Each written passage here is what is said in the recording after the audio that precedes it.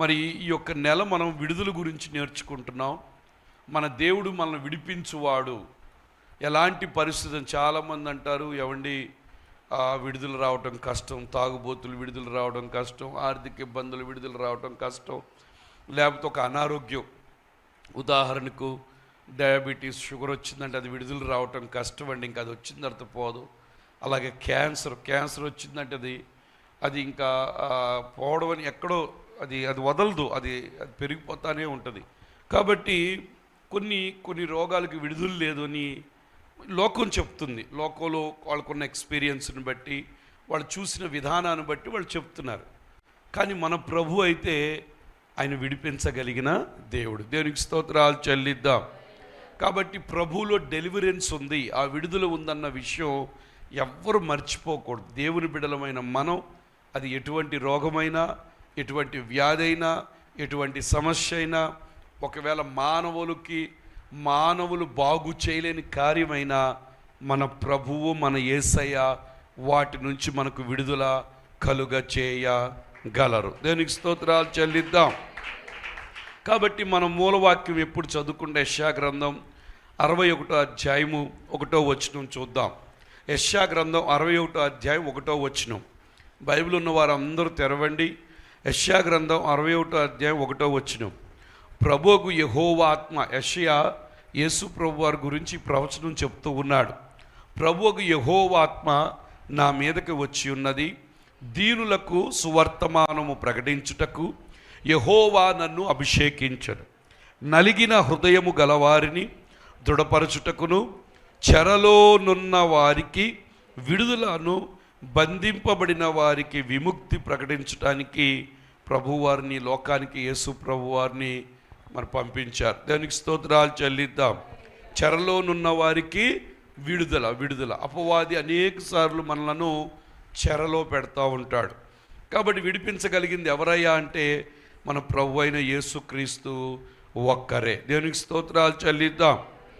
అది ఎటువంటి బాధ అయినా, ఎటువంటి వేదనైనా, ఎటువంటి కష్టమైనా, ఎటువంటి ఇబ్బంది అయినా ప్రభు దగ్గరకు వస్తే ప్రభు ఖచ్చితంగా విడిపించి చూపిస్తారు. దేవునికి స్తోత్రాలు చెల్లిద్దాం.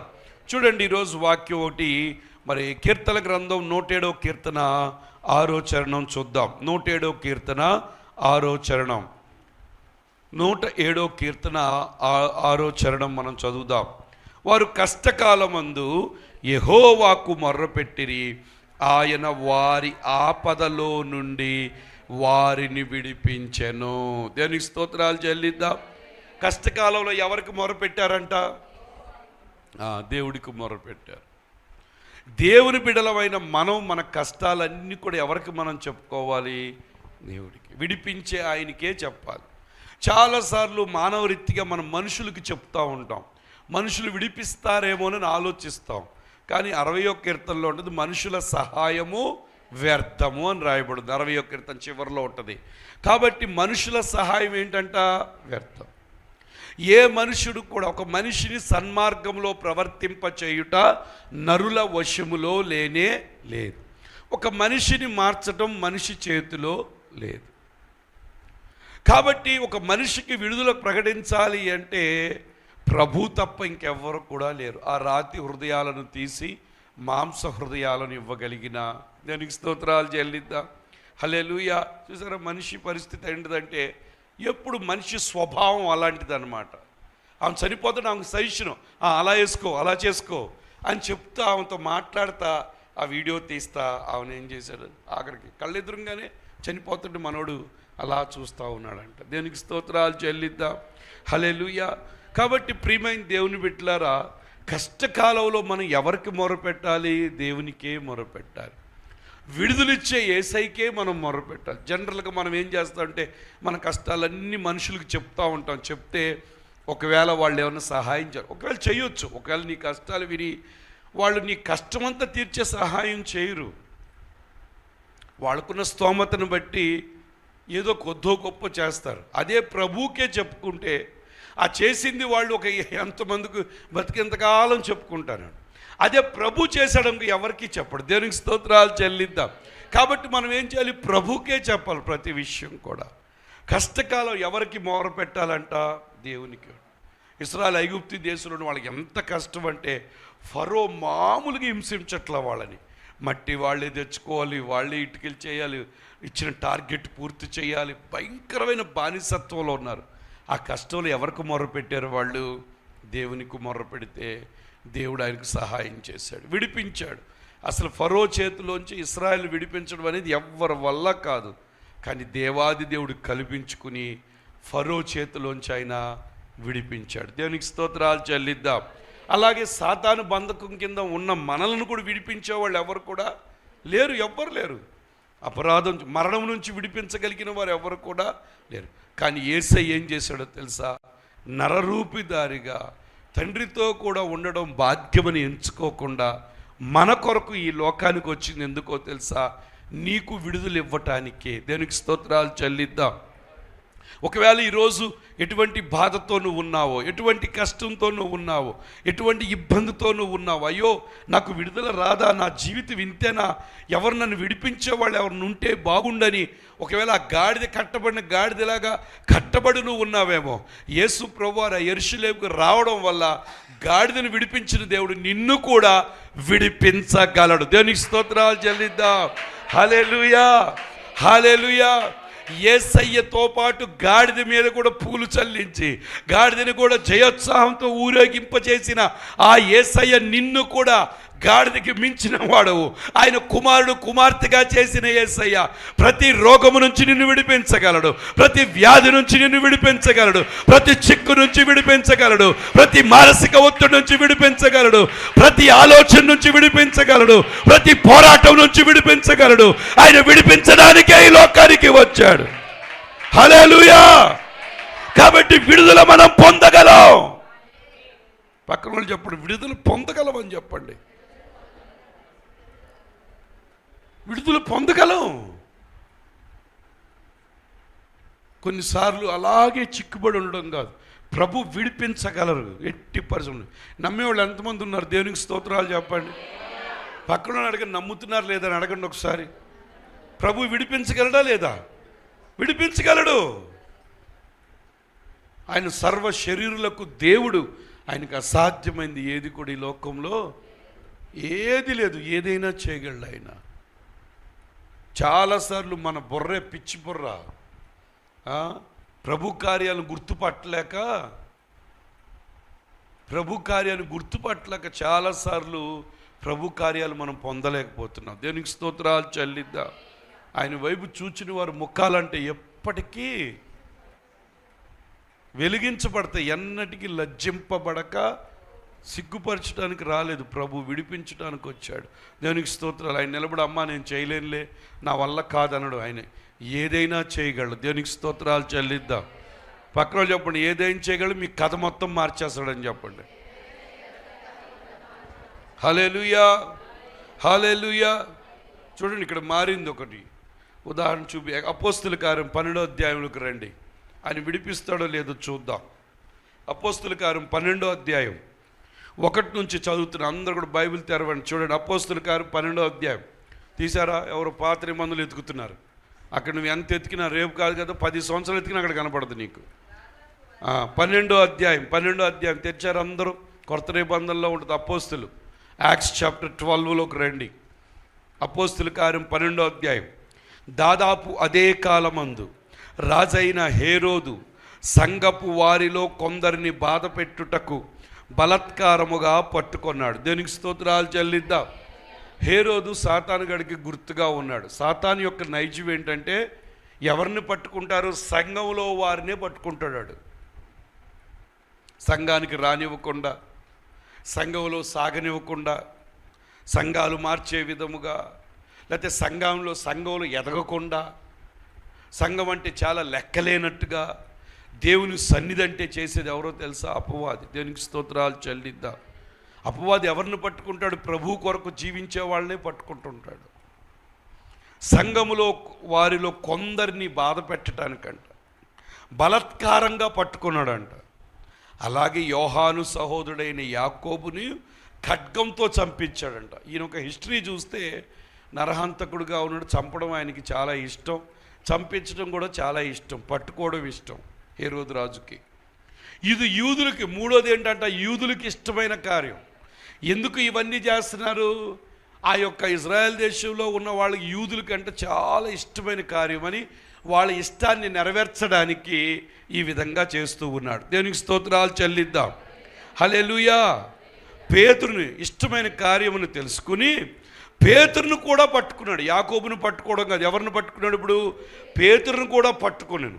ఆ దినము పులియను రొట్టెల పండుగ దినములు.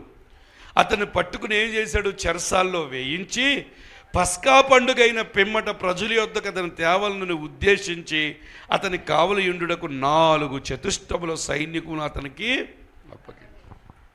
పట్టుకుని తీసుకెళ్ళి చెరసాల్లో వేశాడు. పులియను రొట్టె పండుగ జరుగుతుంది, పస్కా పండుగ. ఈ పస్కా పండుగ అయిన తర్వాత తీసుకొద్దాం, శిక్ష విధిద్దామని చెప్పి తీసుకెళ్ళి చెరసాల్లో వేసి, అసలు పేతురికి ఎంత సైన్యం ఉందని ఎంతమంది కాపలా పెట్టాడు చెప్పండి? 16 మంది. దేవునికి స్తోత్రాలు చెల్లిద్దాం. పేతురు ఒక్కడే. పేతురు ఉన్న సైన్యాధికారాలు అయితే రాజ్యం ఉందా? ఏమీ లేదు. అయినా సరే పేతురికి ఉన్న శక్తి ఆ రాజు ఆడికి ఒక విషయం చెప్తున్నానండి, మనకున్న శక్తి మనకు తెలియదు కానీ దెయ్యంకు తెలుసు. దేవునికి స్తోత్రాలు చెల్లిద్దాం. హల్లెలూయా. మనం ఎవరు బిడ్డలవో మనకు తెలియదు కానీ దెయ్యంగాడికి మీరు ఎవరు బిడ్డలో వాడికి బాగా తెలుసు. దేవునికి స్తోత్రాలు చెల్లిద్దాం. వాడు మరి నిజంగా 16 మందిని కాపలా పెట్టాడంట. ఒక్కళ్ళు సరిపోతారు. చెరసాల పేతురు ఏం చేస్తాడు? ఒకవేళ ఆయన ఏమన్నా బలవంతుడు మొత్తం అవన్నీ విరుపుకుని వెళ్ళిపోయి ఏం కాదు, ఓ పాస్ట్ గారు ఆయన. అయినా కానీ ఆయన బట్టి కాదు కానీ ఆయన దగ్గర ఉన్న శక్తిని బట్టి అమ్మో పారిపోతాడేమో 16 మందిని అంటే హై టైట్ సెక్యూరిటీ పెట్టాడు. దేవునికి స్తోత్రాలు చెల్లిద్దాం. హల్లెలూయా. కాబట్టి మనం ఎవరి వారమో దెయ్యానికి బాగా, పక్కన వాళ్ళు చెప్పండి, మీరు ఎవరి బిడ్డలో దెయ్యానికి బాగా తెలుసు అని చెప్పండి. కాబట్టి వాడు ఎంతసేపు కూడా మిమ్మల్ని పాడు చేయడానికి, మిమ్మల్ని బాధ పెట్టడానికి, మిమ్మల్ని పట్టుకోవడానికి, మిమ్మల్ని చెరసాల్లో వేయడానికి ఎప్పుడు కూడా ఆయన ఏం చేస్తుంటాడు? వాడు ప్రయత్నం చేస్తూనే ఉంటాడు. చెరసాలంటే ఒక్కోసారి రోగంలోకి తీసుకెళ్ళిపోతాడు. రోగం అనే చెరసాల్లోకి, అసలు ఆర్థిక ఇబ్బందులని చెరసాల్లో పట్టాడు. ఏం చేయాలో అర్థం కాదు, కదలలేని పరిస్థితి. అయ్యో ఈ నెల ఎట్లా వెళ్ళుద్దో, ఈ నెల ఎలా గడుచుద్దో, అయ్యో ఈ రోగం ఏంటి, ఈ బాధ ఏంటి, అమ్మో దీనికి విడుదలుందా అన్నట్లుగా మనల్ని ఏం చేస్తాడు? ఒక చెరసాలపు మైండ్లోకి మనం తీసుకెళ్ళిపోతుంటాడు. ఆ టైంలో చాలా బాధ, దిగులు వచ్చేస్తుంది, ఒక నిరుత్సాహం వచ్చేస్తుంది. అయ్యో ఈ రోగం నాకు రావడం ఏంటి, ఈ నొప్పి నాకు రావడం ఏంటి, ఈ మోకాళ్ళు నొప్పి నాకు రావడం ఏంటి, ఈ నడువు నొప్పి నాకు రావడం ఏంటి, అయ్యో ఇది వచ్చిందంటే తగ్గదని రికార్డు ఉంది. చాలామందికి ఇది వచ్చిందంటే తగ్గదంటారు. అయ్యో షుగర్ నాకు రావడం ఏంటి, షుగర్ వచ్చిందంటే బయట నుంచి కంట్రోల్ చేయటమే కానీ అది లోన్ నుంచి కంట్రోల్ చేసే పరిస్థితి లేదు అయ్యో అని చెప్పి ఒకలాంటి బాధలోకి, ఒక 4 గోడల స్థితిలోకి మనల్ని ఏం చేస్తాడు? సైతాన్ గాడు తీసుకెళ్ళిపోతాడు. దేవునికి స్తోత్రాలు చెల్లిద్దాం. దాని నుంచి బయటికి రాకుండా వాడు దెయ్యాలను కూడా కాపలా పెడతాడు. దేవునికి స్తోత్రాలు చెల్లిద్దాం. ఎంతసేపు మందుల మీద నిన్ను బతికించడానికి, ఎంతసేపు దేవుని సన్నిధిని వదిలిపెట్టి, దేవుని వాగ్దానాన్ని వదిలిపెట్టి, ఆయన పొందిన దెబ్బల చేత స్వస్థత కలుగుద్దన్న మాట నీ నోట్లో నుంచి రానివ్వకుండా ఎంతసేపు పొద్దున ఏం బెళ్ళేసుకోవాలి, మధ్యాహ్నం ఏం బెళ్ళేసుకోవాలి, సాయంత్రం ఏం బెళ్ళేసుకోవాలి, భోజనం తిన్నాక, భోజనం అయినాక, మళ్ళీ మధ్యరాత్రిలో ఎప్పుడు ఈ ధ్యాసలోనే ఉంచుతాడు. కానీ ఆయన పొందిన దెబ్బల చేత నాకు స్వస్థత కలుగుతుంది, స్వస్థత నా హక్కు అంత ఆలోచనే లేకుండా ఆ చెరసాల్లో నిన్ను బంధించి పెట్టేస్తాడు. ఇంకెంతసేపు పర్వాలేదు, వచ్చింది ఏదో వచ్చింది, ఈ మందులు ఉన్నాయిగా దీంతో అంటే దేవుని మీద దృష్టి లేకుండా మానవుని యొక్క వాటి మీద దృష్టి. అవి వాడకూడదని నేను చెప్పట్లేదు, కానీ ఒక్కోసారి వాటి వల్ల కూడా దేవుడు ఇస్తాడు. కానీ కొన్నిటికి పరిష్కారం ప్రభువే పరిష్కారం. వాటికన్నా ఎక్కువగా ప్రభువుగా చూస్తే మందుల ఖర్చులన్నీ కూడా తగ్గిపోతాయి. దేవునికి స్తోత్రాలు చెల్లిద్దాం. ఇంకా సంచులు మోసుకునే పని ఉండదు. ఎక్కడ పడితే అక్కడ ఇంజక్షన్ పెట్టి పొడుచుకుంటా కూర్చుంటారు. ఇంకా ఈ తొడ అయిపోయినాక ఆ తొడ, అది అయిపోయినాక వీపి, నడుము మొత్తం పొడుచు ఇదే గోల. ఎందుకని? లోన ఒక అవయవం ఏమైపోయింది? మొరాయించింది, పంచైనని చెప్పి సాతానుడు దాన్ని పట్టుకుని కూర్చున్నాడు. కుక్కను చైనేసి పట్టుకున్నట్టుగా ఆ యొక్క దాన్ని పట్టుకున్నాడు, బంధించేశాడు. విడుదల లేదు. దాన్ని విడిపించాల్సిన బాధ్యత ఎవరిది? మళ్ళీ యేసయ్య రావాలి, మళ్ళీ సిలువలో గాయపరచబడాలన్నట్టుగా చూస్తాడు. కాదు, ఆల్రెడీ ఆయన సమాప్తం అయిపోయిందా. ఇప్పుడు రోగం కాదు, ఇప్పుడు నీ ఒంట్లో ఉన్న రోగానికి, రాబోయే రోగానికి కూడా ఏమైపోయిందో దేవుడు విడుదల ఇచ్చేశాడు. దేవునికి స్తోత్రాలు చెల్లిద్దాం. పక్కన వాళ్ళు చెప్పడు, ఇప్పుడున్న రోగానికి రాబోయే రోగానికి కూడా దేవుడు విడుదల ఇచ్చాడని చెప్పండి. ఇటు పక్క వాళ్ళు చెప్పడు, మీ రోగమే కాదు, మీ మునిమాన వాళ్ళ రోగానికి కూడా విడుదల ఇచ్చాడని చెప్పండి. ఆయన స్వస్థత ఇచ్చేసాడు. ఆయన ఆ స్వస్థత నువ్వేం చేయాలి? క్లెయిమ్ చేసుకోవాలి. నువ్వేం చేయాలి? దాన్ని సాధించుకోవాలి. ఎలా సాధిస్తావు? నమ్మకం ద్వారానే ఆ స్వస్థత నీ దగ్గరకు వస్తుంది. దేవునికి స్తోత్రాలు చెల్లిద్దు. పక్కన వాళ్ళు చెప్పండి, ఎవరి మీద నమ్మకం ద్వారా? ఆయన పొందిన దెబ్బల మీద నమ్మకం ద్వారా, యేసయ్య గాయాల మీద నమ్మకం ద్వారానే. పేతురు అయితే ఏమన్నాడో తెలుసా? మా మొదటి పేతురు పత్రికలో ఏమంటాడో తెలుసా? ఆయన పొందిన దెబ్బల చేత మీరు స్వస్థత నొందితిరి, ఆల్రెడీ ఇట్స్ డన్. దేవునికి స్తోత్రాలు చెల్లిద్దాం.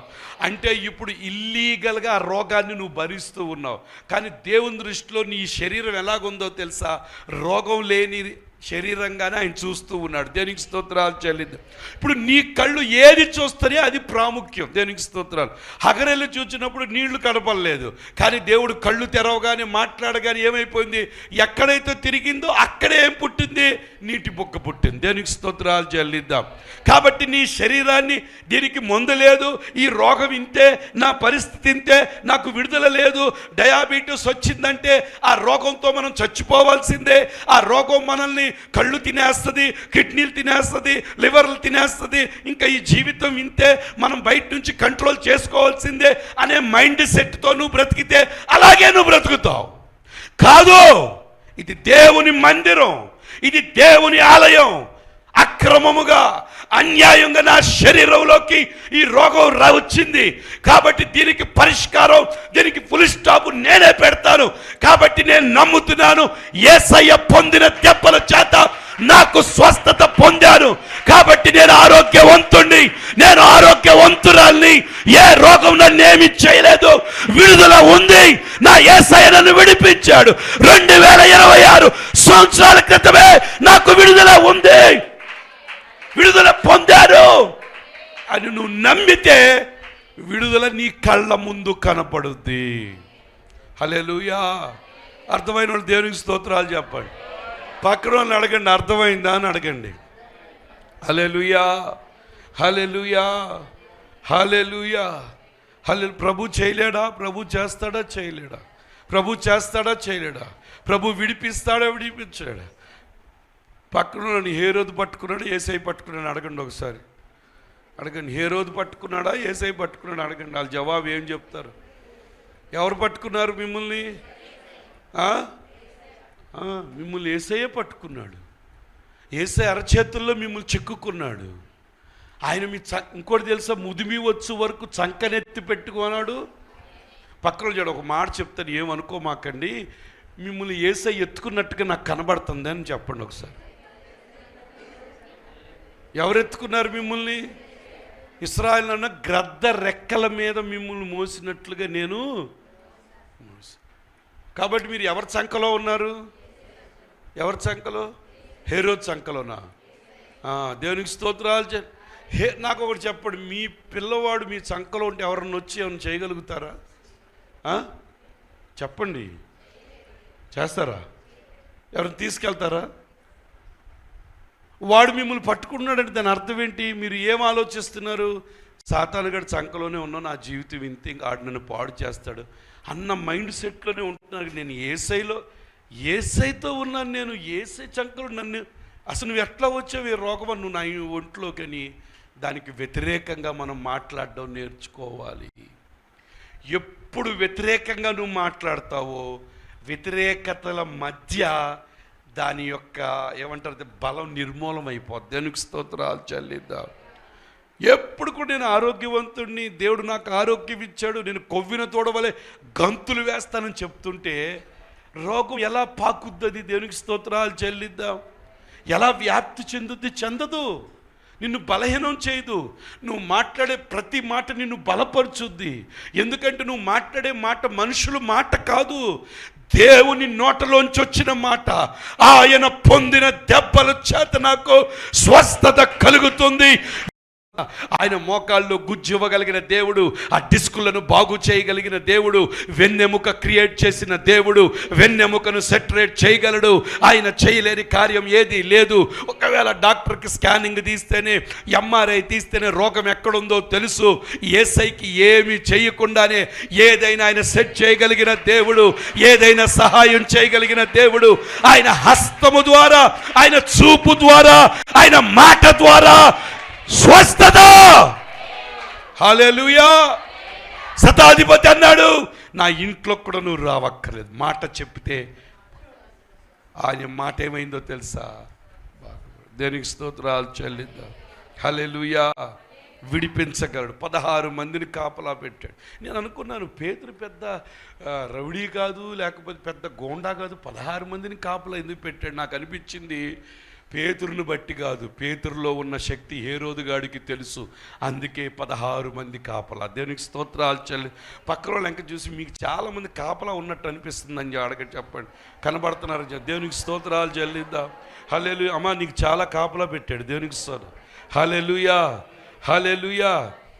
ఎందుకు ఆడు కాపలా పెట్టాడు తెలుసా? నీ రోగం బయటికి వెళ్ళకుండా. దేవునికి స్తోత్రాలు చెల్లిద్దాం. నీ ఒంట్లో నుండి రోగము బయటికి వెళ్ళకుండా, నీ యొక్క పరిస్థితులు మారకుండా ఎప్పుడు కూడా నువ్వు అదే దరిద్రంలో ఉంచటానికి దెయ్యంగాడు చాలామందిని కాపలా. అరే వీళ్ళు వాక్యం వింటున్నారు, వాక్యాన్ని పలికి పలికి పలికి బయటకు వస్తారేమో, కాబట్టి పలకనివ్వద్దు, మనం కాపలా ఉండి రోగం బయటకు వచ్చినా మళ్ళీ శరీరంలోకి తోసేద్దామని 16 మందిని కాపలా పెట్టాడు. దేవునికి స్తోత్రాలు చెల్లిద్దాం. హల్లెలూయా. ఎందుకు పేతురు కాపలా పెట్టాడు? బయటికి వెళ్ళనివ్వకుండా, బయటికి వెళ్ళనివ్వకుండా, వాడు అనుకున్నది నెరవేర్చడం కొరకు, ఏ విధంగా అయినా సంహరించడం కొరకు, ఏ విధంగా అయినా ఆడనుకున్న మిషన్ పూర్తి చేయడానికి హేరోదు ప్రయత్నం చేస్తున్నారు. తర్వాత జరిగింది చూడండి, చదివాడు 15వ వచనం. అద్భుతం. పేతురు చెరసాల్లో ఉంచబడెను. సంఘమైతే చెప్పండి ఏం చేసింది? అత్యాతని కొరకు. ఏ ఆసక్తితో చెప్పండి? అత్యాశక్తితో. ఎవరికి చెప్తున్నారు చెప్పండి ఇప్పుడు? అది సమస్య వస్తే మనుషులకు చెప్పొద్దు. మనుషులకు ఫోన్ చేసి వాళ్ళు ఏమన్నా జవాబు ఇస్తారని కాదు కాదు కాదు. ఎవరికి చెప్పాలి? పక్కన వాళ్ళు చెప్పండి, ఏది వచ్చినా యేసయ్యకే చెప్పండి అని చెప్పి. ఇటు పక్క వాళ్ళు చెప్పండి, యేసయ్య విడిపిస్తాడు కాబట్టి యేసయ్యకే చెప్పండి అని చెప్పి. ఎవరికి చెప్పాలి చెప్పండి? యేసయ్యకే చెప్పాలి. అప్పుల బాధ, అయితే భర్త భయంకర పరిస్థితి ఉందా? కొన్నిసార్లు చాలామంది మాకు ఫోన్ చేస్తుంటారు, అసలు వాళ్ళ భయం మాకు భయపెట్టేస్తుంటారు. అమ్మో వింటలేదు పాస్టర్ గారు, వింటలేదు పాస్టర్ గారు, అమ్మో చేయట్లేదు, ఇప్పుడు ఏం చేస్తాను? ఏం చేయటం లేదు, ప్రభు పాదాల దగ్గర కూర్చోవడం నేర్చుకో. దేవునికి స్తోత్రాలు చెల్లిద్దాం. ప్రభు చేయడా? ప్రభు అంటే మాకు అంటించేసి వీళ్ళు మాత్రం హాయిగా టీవీ పెట్టుకుని సీరియల్ చూసుకుంటా శుభ్రం తినేసి ముసుగుపెట్టి నిద్రపోతుంటాడు. ఇక్కడ పాస్టర్ గారు పొద్దున్న అయ్యా వాళ్ళు దీవించయ్యా, అయ్యా వాళ్ళు ఇబ్బందులు ఉన్నారయ్యా. ఆమెకు ఆ టెన్షన్ ఉండదు, ఆమె హ్యాపీగా నిద్రపోతూ ఉండదు. సమస్యలో ఉన్నది ఎవరు? ఇప్పుడు చాలా విశ్వాసం టెక్నిక్ అయిపోయింది.